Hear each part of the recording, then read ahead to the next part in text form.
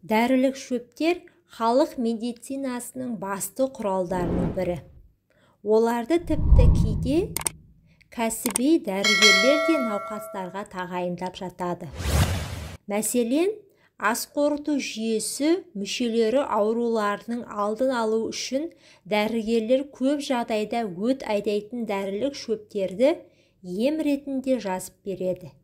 Себебі дәрілік өсімдіктердің кей түрлері өт қабығының жұмысын жақсартатыны дәлелденген.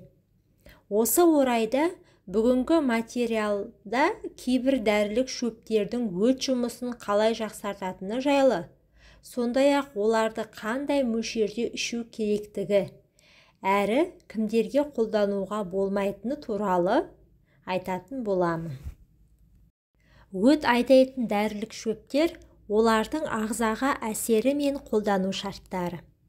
Ас қорыту жүйесі жұмысының бұзылуы бүгінде ересектермен қатар жастар арасында да жиі кездеседі.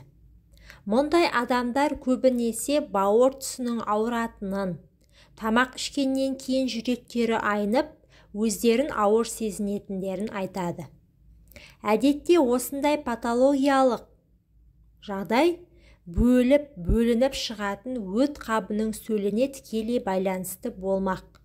Сонымен бірге, бауырдан өт сөлінің көп бөлінуі салдарынан ол жиналып, нәтижесінде бауыр жұмысына кері әсерін тигізуі мүмкін.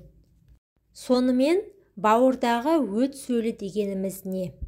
Ол бауыр жасушалары бөліп шығаратын қоңырқай сары түсті ащы сұйықтық. Оның ағзадағы басты міндеттері: асқазандағы астың қорыту процесін ішек қуысына ауыстыруды қамтамасыз ету, ұйқы безінің ферменттері үшін қауіпті болып саналатын пепсин әсерін бейтараптандыру, астың жеңіл қорытылуы үшін ферменттер әсерін күшейту, ішек моторикасын белсенді ету, астың ішекте тұрып қалмауы үшін шырыш бөліп шығару, асқазан ішек гормондарын бөлініп шығуын ынталандыру, билирубин мен холестеринді ағзадан шығару, ақуыздарды қорыту жұмысына қатысу, бактерицидтік әсер. Өттің жиналу қызметін өт қабы атқарады. Өт қабы жұмысындағы ауытқушылықтар дұрыс тамақтанбаудан, майлы тамақтарды көп жеу, уақытылы тамақтанбау, экологияның нашарлауынан, дәрілер мен ішімдікті шамадан тыс көп ішу, көп қимылдамау салдарынан болып жатады. Мұндай кезде өт қабында өт жиналып қалады. Бұл өз кезегінде түрлі ауырсынуларға әкеп соқтырады. Ауызда ащы дәмнің болуы, жүректің айнуы, асқазанның ауыруы, көп кекіру, ауыздан жағымсыз иістің шығуы, диарея немесе іш қату, зәрдің қоңыр түсі болуы, бауыр аймағының сыздап ауыруы, әсіресе физикалық жүктемеден кейін, бауырдың ұлғаюы, терінің және көз қуысының сарғаюы.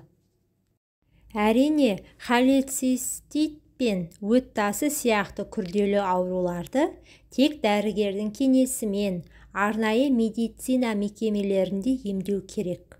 Бірақ бауыр мен өт қабы жұмысын халықтық әрі классикалық медицинада қолданылатын дәрілік шөптермен де жақсартуға болады. Осы орайда кімдерге өтті айдайтын дәрілік препараттарды ішуге болмайды деген заңды сауал туындайды. Бұл ретте өт жұмысын жақсартатын шайларды денсаулығында төмендегідей ақаулары бар адамдарға ішуге кеңес берілмейді.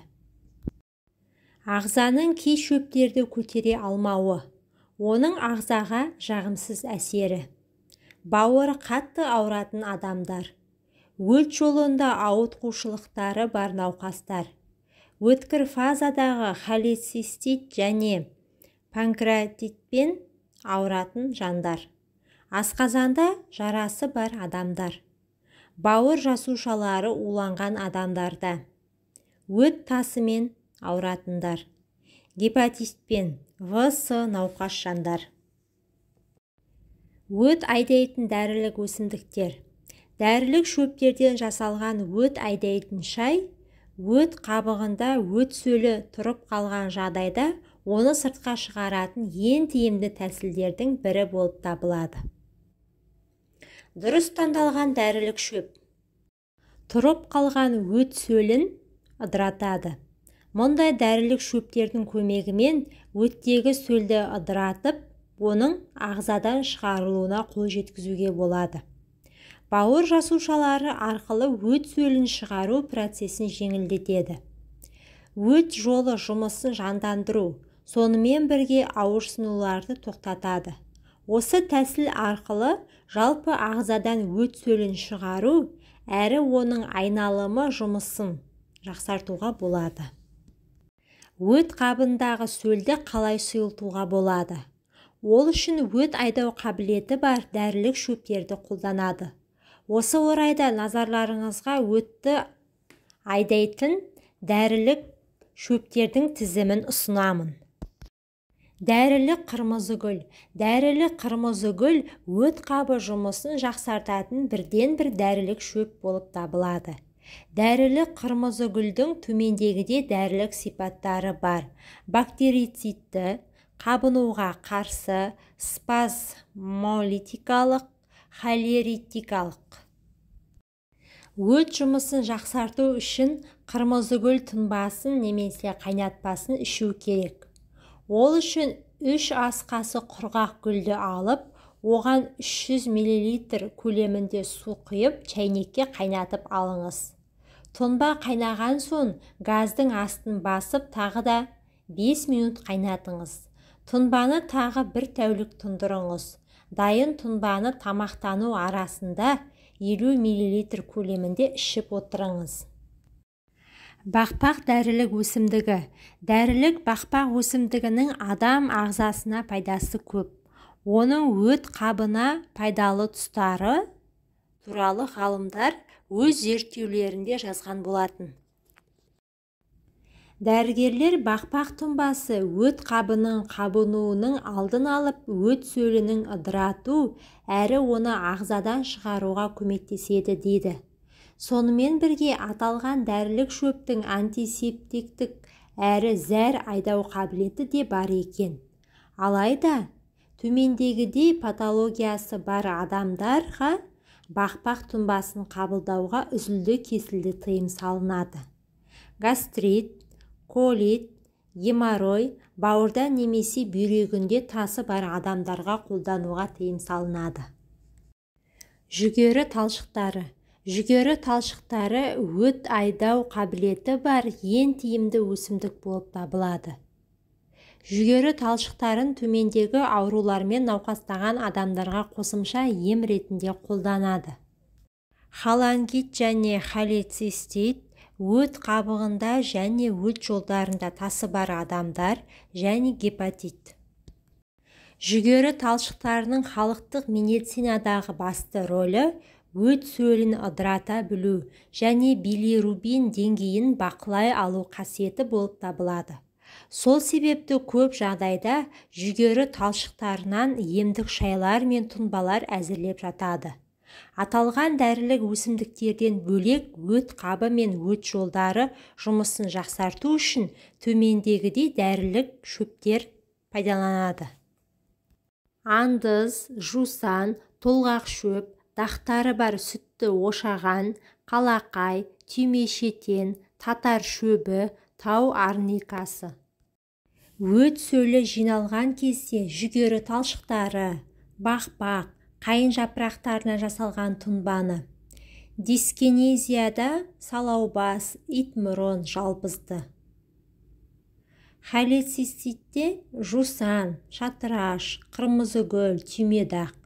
Өт жолдарындағы тастың жиналуының алдын алу үшін салаубас, шайқурай, жалбыз, мелисса, түймедақ, батпақ ішуге кеңес беріледі. Өтте сөл жиналып қалған кезде ауырсынуды басу үшін әрі өт қабы мен өт жолы ауруларының алдын алу үшін аталған дәрілік өсімдіктер жиі пайдаланылады. Оларды жеке-жеке немесе бірге пайдалануға болады. Ең бастысы дәрігермен кеңесуді ұмытпаңыздар. Тек дәрігерлер ғана сіздің денсаулығыңызға қандай дәрілік шөп қажет екенін, әрі өт қабына қатысты ауруларды қалай емдеу керектігін біле алады. Назар аударыңыздар. Бұл пайдалы ақпараттар тек танымдық сипатта айтылған. Аталған кеңестерді дәрігердің рұқсатынсыз қолдануға болмайды.